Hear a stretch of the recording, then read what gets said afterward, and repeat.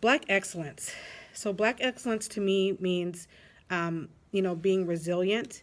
It means being courageous. It means being able to rise and prosper above just things that you might go through. Even if whatever despite the oppression, it's being able to rise above that. It's being able to find hope. It's being able to find light when sometimes it looks like things might be dark, but we push through and we find that light at the end of the tunnel. It's being able to lift yourself up when things may not go the right way or the way you want them, but it's also being able to lift each other up. You define what success is, and you define what Black excellence means to you, not what it's told to you. I think in my professional life, I have dealt with microaggressions. I have dealt with just, fights against decisions that I have made. Basically, I've had to fight for everything that I've gotten. I had to make sure I've had the right education. I've had to make sure I have the right licensing.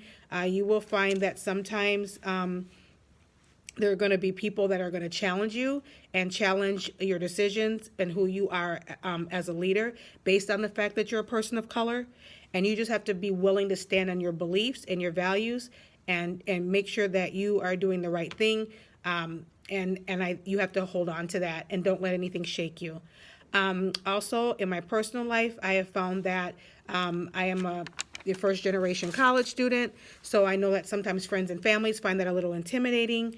I find that it strains relationships, but instead of looking at my success and things that I have been through as a way of inspiring and being a role model and encouraging them to be their best, it sometimes gets looked at as being, it's a little intimidating for them. And so that does, like I said, strain relationships. I feel like, as we are just in a time where we have to be anti-racist. If we want to see our students successful, we want to see our community successful, staff, students, and family, we need to center Blackness. And I think what we need to do is we can't be silent about things that are happening. We can't continue to settle for the status quo. We have to be willing to dismantle systems that oppress our Black and brown students. And we need to practice truth-telling. We need to practice healing and restoring our schools, restoring our communities, restoring trust between our staff and our students of color. In order for this to happen, we really need our students to tell their story. What is their experience in being Black? What does that mean in their schools? And how does that show up in their community? So it's important to have kids tell their stories.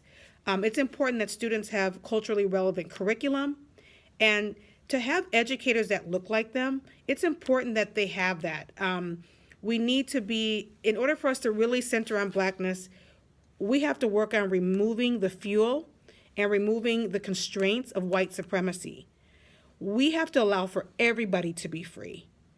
All of our students should be free. And I just believe that we also have to focus on equity as well. And to remember, equity isn't everybody getting the same thing, but equity is everybody getting what they need in order for them to be successful.